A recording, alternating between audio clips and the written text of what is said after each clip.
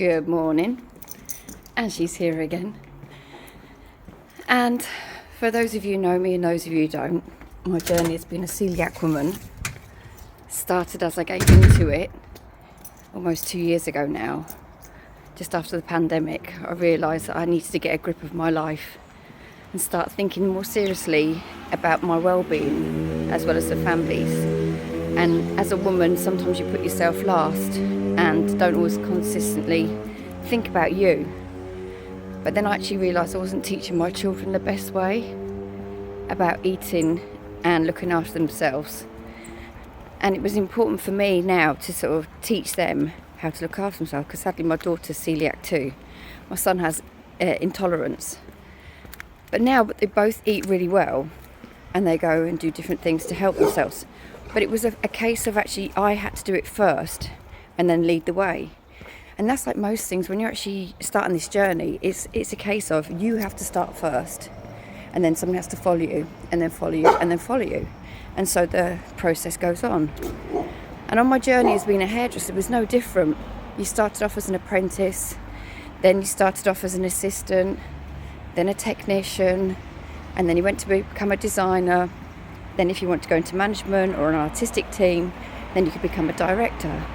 And now after having my first business for almost 30 years, I'm taking another route of going coaching, because I still feel I've got too much inside of me not to share. And yes, I'm not in the English section anymore. But now with the internet, everything's so small that we can actually share all our knowledge and information so easily. And for me, it seems a crime not to actually get the message across to other hairdressers that things are possible. But it's like everything. We had to learn to be this woman, man. Obviously, I'm looking after women at the moment. We had to look after this person and create the individual that we were. But along the way, we had to fight to get to that, to show that we weren't just thick individuals that couldn't do anything else when we went into hairdressing. And I feel really strongly about this because I still, get labelled with this